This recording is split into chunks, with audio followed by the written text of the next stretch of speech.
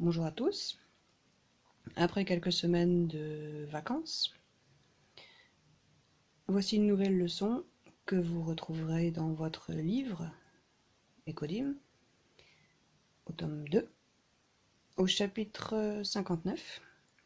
C'est l'histoire du fils d'une veuve. Alors si vous avez bien fait attention la semaine dernière, quand l'apôtre de district était à Paris, il a basé le service divin sur une parole et sur cette histoire, donc le fils de la veuve de Nain. Cette histoire, vous pouvez la retrouver aussi dans la Bible, dans l'évangile selon Luc, qui est dans le Nouveau Testament, la troisième évangile du Nouveau Testament. Donc Luc au chapitre 7, et l'histoire est racontée dans les versets 11 jusqu'à 17. On va voir cette histoire en détail pour que vous puissiez bien la comprendre. Vous n'avez peut-être pas perçu tout ce qu'il y avait dans cette histoire. On va voir donc cette histoire en détail. Donc pour commencer, je vais vous montrer deux images. Donc la première et la deuxième. Alors commençons par la première. Qu'est-ce qu'on voit sur cette image? On voit des mains qui tiennent un bol et une autre main avec une louche qui verse de la soupe. Oui, par exemple. D'accord. Et sur la deuxième image, qu'est-ce qu'on peut voir? Un vélo, un enfant qui est tombé et un autre enfant qui l'aide à se relever. D'accord, merci Valentin.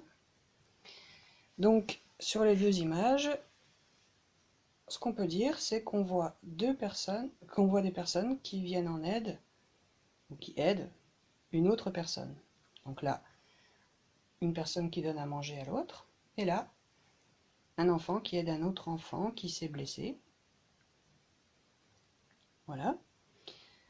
Donc aujourd'hui, on va apprendre comment Jésus est venu en aide à une veuve qui était dans le besoin, c'est-à-dire qui avait besoin d'aide. Donc, l'histoire du fils d'une veuve. Un jour, Jésus est allé dans une ville qui s'appelait Nain.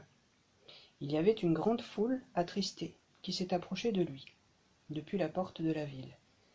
Les hommes portaient une civière. Sur la civière se trouvait le corps d'un jeune homme qui venait de mourir. On le voit ici. C'était le fils unique d'une veuve. Alors, qu'est-ce que c'est qu'une veuve? Est-ce que vous savez ce que c'est qu'une veuve? Non. Alors, je vais vous expliquer. Une veuve, c'est une femme qui a perdu son mari parce que son mari est mort. Et son fils, c'était tout ce qu'elle possédait dans la vie. Et du coup, quand elle a perdu son fils, elle était très triste. Oui, parce que c'est tout ce qu'elle avait. Exactement. Donc, c'était son fils unique qui venait de mourir. Donc, on voit là, je vous ai illustré l'histoire, la dame, donc la mère, la veuve, qui pleure son fils. Donc, le Seigneur, il s'approche, il est avec ses disciples.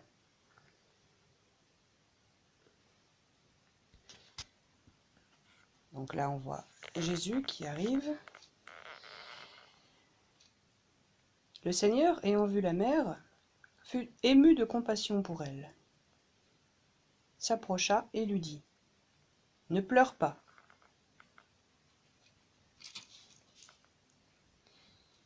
Il alla alors vers la civière sur laquelle se trouvait le corps sans vie de son fils, et lui dit :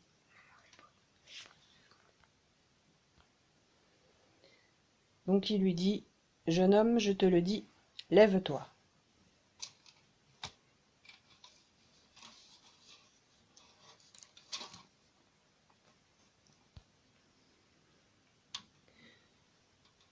Donc, le jeune homme qui était mort s'assit immédiatement et se mit à parler. Il était à nouveau en vie. Puis Jésus le rendit à sa mère. Donc, ce qu'il faut savoir à l'époque,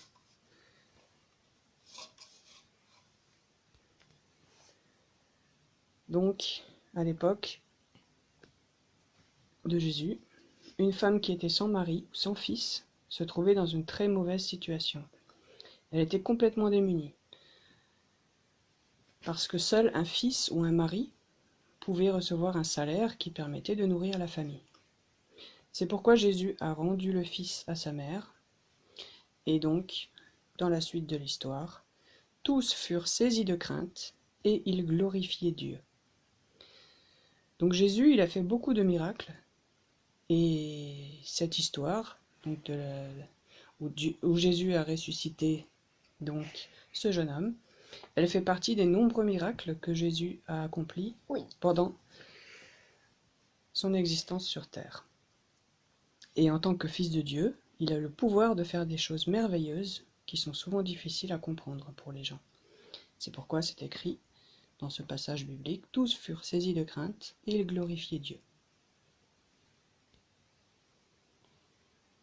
Donc voilà l'histoire du fils de la veuve de Nain que Jésus a ressuscité. Donc juste quelques explications. Qu'est-ce qu'une civière? C'est un cadre en bois mobile sur lequel on plaçait un cercueil ou le corps d'une personne qui était morte pour l'emmener à la tombe. Qu'est-ce que ça veut dire être ému de compassion? Quand Jésus a vu la veuve, il était ému de compassion. Ça veut dire qu'il... Alors, est-ce que vous savez, Valentin? Être ému de compassion, qu'est-ce que ça peut vouloir dire? Être ému de compassion, ça veut dire qu'il est triste pour cette dame.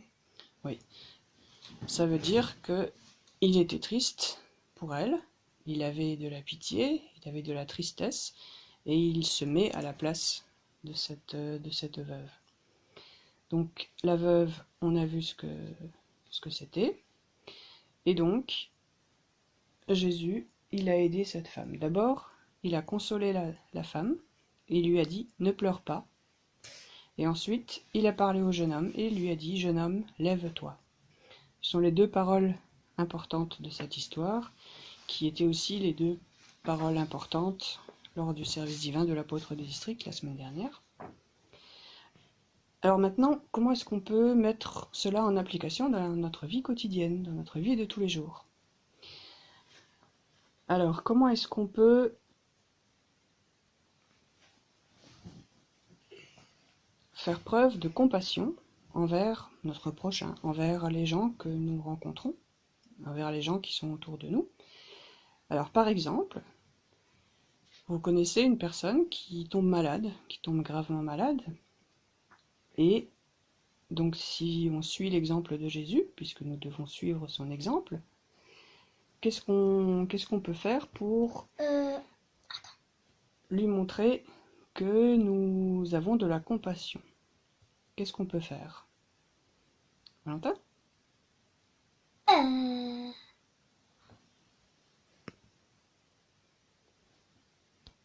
Prier. Prier? Oui. Par exemple, on peut prier pour cette personne, demander à Dieu qu'il guérisse cette personne. Oui, ça peut être une façon de l'aider. Si on voit quelqu'un qui a besoin d'aide, qui est peut-être pauvre ou qui a faim, on peut aussi lui donner quelque chose à manger pour lui montrer qu'on a de la compassion pour cette personne. Voilà donc pour la leçon d'aujourd'hui. Dans votre livre, vous trouverez également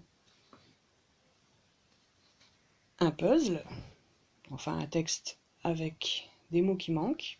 Là, vous avez les réponses. Et en bas, vous avez les mots qu'il faut trouver et remettre à leur place. Donc si vous avez bien écouté l'histoire, vous pourrez trouver les mots qui manquent et les mettre à la bonne place. Vous avez aussi un exercice ou un jeu qui s'appelle le mot secret. Donc vous avez des questions sur l'histoire que je vous ai racontée. Et à chaque fois, vous avez 3 réponses possibles. Derrière, vous avez une lettre. Et si vous mettez toutes les lettres dans l'ordre, vous trouvez le mot secret. Par exemple, il y a 7 questions. La question 1, Jésus arriva dans une ville avec ses disciples. On transportait juste un jeune homme hors de la ville. Il venait de mourir. Quel est le nom de la ville? Jérusalem, Nazareth ou Nain? Nain. Voilà. Qu'était la mère dans l'histoire biblique? Une servante, une veuve ou une épouse? Une veuve. Alors, les autres questions, je vous laisse les trouver. Sinon, je vous donne toutes les réponses. Et vous n'avez plus rien à faire. Ou plutôt, Valentin vous donne les réponses. Et vous avez Aussi un dernier jeu où vous avez des mots à trouver qui sont cachés dans le texte. C'est les mots qui sont en dessous. Par exemple, mère, nain, cercueil, Jésus, compassion, jeune homme, veuve. Donc à vous de les retrouver dans le texte. Et comme d'habitude, à la fin de la leçon, vous trouverez un petit résumé, donc qui reprend l'histoire que je vous ai racontée, le verset biblique à retenir, donc, qui est « Jeune homme, je te le dis, lève-toi » en Luc 7, 14. Le résumé, quelques pistes pour des discussions en famille. Par exemple, comment Jésus a pu ressusciter le jeune homme, les réactions du peuple face à ce miracle, et quelques pistes aussi, comment vivre sa foi dans le cercle de votre famille. Vous pouvez aussi réfléchir à la suite de cette histoire. N'hésitez pas, envoyez-moi un petit message, faites un dessin, vous avez de la place, et dans votre cahier, vous avez aussi un dessin à colorier à la fin de la leçon, qui est donc le dessin qui résume l'histoire du fils de la veuve de Nain. Voilà pour aujourd'hui. J'espère que vous avez tout compris. Je vous dis bon dimanche à tous et prenez soin de vous. Bon dimanche!